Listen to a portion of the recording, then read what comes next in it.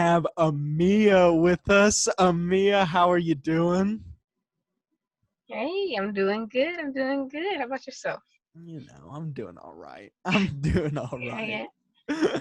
Well, It's gonna honestly, get I've better. I have really been looking forward to this interview. You have such a soothing and almost intoxicating voice, so Thank you. I've really been looking forward to meeting you. Um, Thank you. so to usually how I like to start off these interviews is with some background questions. So my first one, my Cool. go-to is always, what kind of music was going on in your household while you were growing up? What were your parents playing? A lot of gospel music. A lot of Fred Hammond, Kurt Franklin, Mahalia Jackson, different choirs, New York Mass Choir, Mississippi Mass Choir, all that stuff. A lot of A gospel bunch of music. gospel. Okay. And So, D'Angelo. ooh. And so when did you start to break off, do you think, in terms of your own musical taste? Hmm. I feel like I've always had my own musical taste. Even when I was like a really young kid, I was like, oh, I like nursery rhymes, not just gospel nursery rhymes. So from there on, I feel like I always had my own taste. So I was raised, in the church heavy, so I listened to a lot of gospel. But all my life I've listened to just different genres of music. No, So 100%. my personal, I guess, start of being like, wait, I'm gonna start listening, I guess, to this genre more. Um, that's tough. I feel like I've always listened to everything. I mean, no, there's no right or wrong answer there. It's just kind of where Right? you started to feel it. I mean, what age did you start making your own music? Hmm. That's tough too. Cause I've always written, right? So since I was like, my mom said I always sang and stuff. But I started like actually like making songs in like high school. Like recording them, not really well. Because I didn't really know how. But just, writing songs and actually recording them on like voice memos with like beats in the back or something like that. Yeah, back in high school. Very cool. And speaking of high school, I know that you're Oklahoma born but Buckeye raised in the big Ohio State. Yeah. And so did you Oh come yeah. down did you come down to San Antonio for college? I know you went to UTSA, right? Yeah. Yeah. I went to UTSA. Shout out to the Roadrunners. Yeah, it was a good time. Yeah.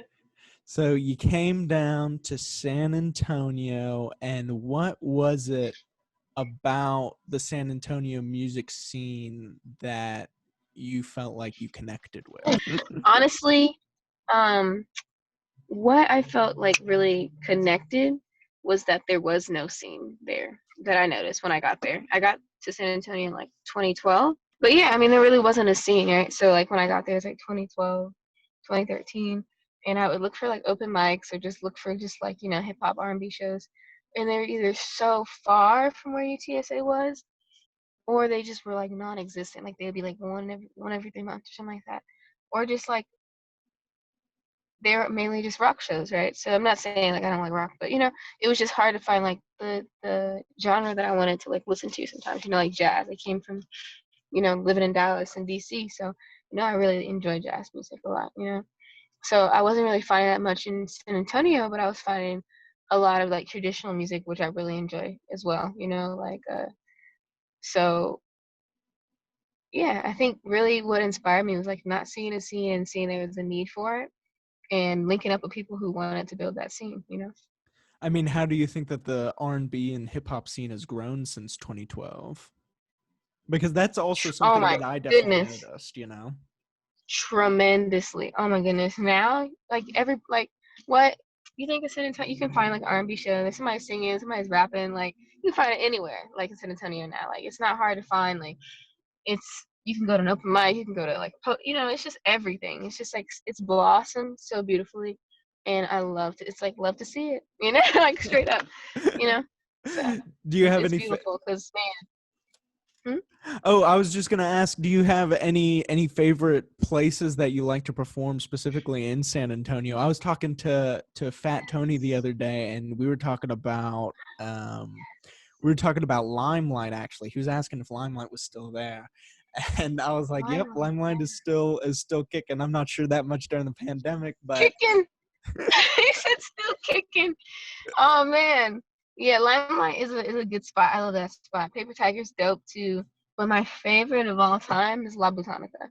And I'm so sad that they're moving locations. But like, oh my goodness, just like the energy, the food, the people, it's just beautiful. Like the environment's just it's so chill. It makes me feel like, you know, like me when I'm ever there, you know? So I really enjoy La Botanica.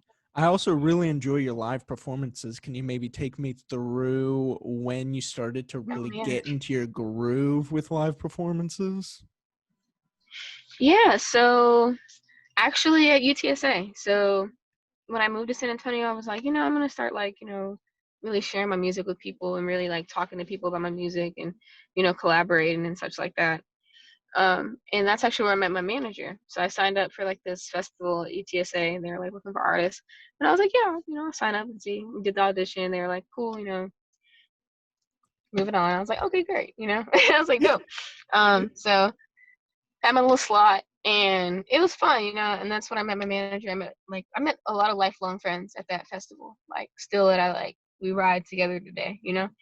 And that's really where I got started, like, performing as, my individual entity, I guess myself. I was in like other groups and stuff before, collaborating with artists all the time, but more in like group settings. But yeah. Oh, very cool. I mean, honestly, I really did. I like your live performance. I was listening to a Thank you. Texas Public Radio interview that you did a couple of years ago where you also performed a little bit live. And one of Yeah. the funny things that I thought that you said during that interview is the interviewer, she asked if for you to describe your music, and you said that it was milky. Well, I mean, do you think that that word still describes your music today, or do you think that you've kind of evolved into something else? Yeah, I mean, I definitely aim to evolve all the time. I think that, like, I always experiment with different like sounds and just different sonic essences and stuff. So I think back then, yeah, I had a different mindset, but I still think, contains some, silky essences, I guess you can say. I would say more so than milky. That's funny. Yeah.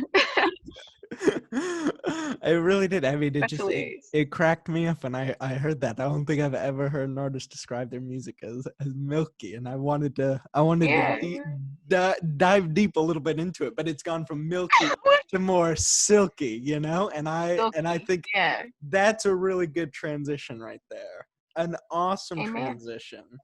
Uh, I was also Oh, doing a little deep dive into some of your music videos. I like your music videos a lot too. thank And you. I was Thank you. watching High and Vacay, and I noticed Oh Lord. something. There's Uh-oh, what'd you notice? there's a trend. Well, in both of the music videos, it seems that, in High you get on a bus and you're going somewhere, and in Mhm. Vacay you're driving in the car and you're going out into the wilderness, right? And the visual imagery of, either traveling to a destination or, just somewhere away is interesting because in your new project Proposal 2, I noticed that, in the songs Gold and About You, you had lines like, in Gold you had Shotty feeling good because she's eating good in Texas. And then in About You, you have life's good, life's great. And I still feel like there's a little bit of, at least in About You, that you're a lot more comfortable. It feels like you're a lot more comfortable in where you are as a performer now, and especially with the lyric, 26 got another 70 to go. And I thought that that was really interesting to see that, in 2016 to like 2020, how you've gone from kind of, it seems like you're kind of trying to get away from somewhere, but now you've found some sort of serenity. I mean, is there any truth to that at all? Yeah, I would definitely agree. Yeah, I would definitely agree with that sentiment. Yeah. I mean, I think I was more so articulating on both ends, just the ideas of the cycle of life, you know what I'm saying? And that's kind of, what I've been conveying with my projects too, like, so Learning Tree Part 1 was really like, the sequel, Ice to Vacate, the ideal of, really going through grief, like how to go through grief, and life is, like a tree, I can go through that all day, but, and just the cycles of life and just being able to go through that grief stage. And then Learning Tree Part 2, which is, what I'm going into now, is really the celebration of the afterlife, So yeah, I would definitely agree with that sentiment that, I've definitely matured, I think. So got a lot more to mature. That's honestly great to hear. And I mean, another thing that I love hearing from artists is that they always, the artists that I really like and gravitate towards are the ones that do say that they want to constantly evolve. And it's interesting to see or to hear your perspective on, what Learning Tree 1 is to now what Learning Tree 2, which will be, coming out. And I'm really excited to Yes. hear that project. Um, Thank you. so hold on. Oh, here's another thing. Sorry, I'm a little scattered brain right now. But No problem. No problem. on About You, you feature Pierre D, and also Pierre D directed your video for High as well. Can you maybe talk to me a little bit about your relationship with him? Oh, so those are two different Pierres, actually. So No way that yeah. Pierre Devin is not Pierre D. Oh, I feel No, so right? dumb. Oh, No. Actually, like, I didn't even notice that until you just said that. So I mean, that's a great catch. And I mean, you did research, so thank you. You know what I'm saying? That's great. No, I didn't even realize that. That's funny. That's hilarious, actually. No, yeah, those are two different guys, actually. Um, but I can tell you a little bit about them. They're great artists. Pierre Devin is actually one of my managers, like long, like friends from, like, childhood, right? They met each other back in Houston and such like that, through his younger brother. So that's how we met. And he's really dope. He lives out, I think, in LA right now and such like that, back and forth. So he's a great artist. He works with a lot of dope artists too. And then Pierre, he's also from Houston, so a I little mean, confusion. see, that's why I thought I saw that it was shot in Houston. I was like, it's gotta be the same one, right? Right. That's wild. That's really hilarious, though. Got some doppelgangers out here. It's- So he put on like some festivals back in grad school. When I was in grad school and I was like touring and such like that, he's putting on shows in Houston. And one thing that I always like emphasize to artists, is to collaborate, with other artists, and I mean, support each other, and that's essentially what we did, and that's how we met. I And we mean, kept working together. that's awesome. I do like that. A lot of your music. I mean, it did I mean, how do you think that you have adopted, I guess, the Texan, just kind of, because Texas is like a place of rich, R&B and hip hop culture. And Totally. I think I guess, like, I'm just wondering, do you feel like you have really come to embrace kind of Texas hip hop? I know, like, especially like in the age of the internet, it's hard to, I personally think that regionalism in hip hop, which used to be pretty big, like in the 90s and the early 2000s, where you had distinct New York and distinct West Coast and a distinct Houston sound, but now artists are able to just kind of amalgamate all of these different sounds from whatever they're able to listen to, just because it's on demand. And Mm-hmm. I mean, how do you feel? I guess my question really is more about, how do you feel about hip hop and R&B in the age of the internet? And do you think that regionalism in hip hop is on the decline? Oh no, I think regionalism in hip hop is still, you know, doing its thing. Everybody's doing their thing, and I really enjoy it. My favorite region, I mean, I love, Texas always. My favorite region is, I love the DMV for music, all that. But Houston, I love Houston. Love Dallas, obviously. I've definitely come to love Dallas more. I've lived here as I guess an older adult, because I moved here when I was like 16. So, and then I only lived here for like 2 years before I went to college. So, I didn't really get to like experience Dallas as much. But the more that I've, longer I've lived here, past, few years, really got to appreciate it more. But I was in Houston and San Antonio. I love San Antonio, obviously, so.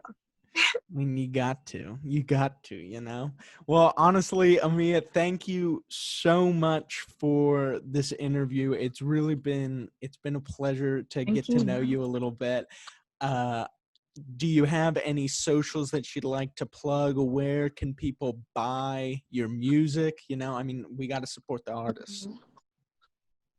Thank you. I appreciate that. Yeah. So AMEAmusic.com, everything is on there. Literally, if you want to, find out about shows, find out about merch, find out about music, anything, blog, wellness programs, resources that we're putting on through Inspire Live Dream Team, literally anything is on AMEAmusic.com. Yeah, literally all my socials, everything. So, or if you want to just follow me through here, AMEA Music on, Twitter and Instagram. My Twitter's pretty ratchet, so God bless. But, hit me up on Instagram. It's more wholesome. Follow AMEA, buy her music. AMEA, thank you so much for the interview.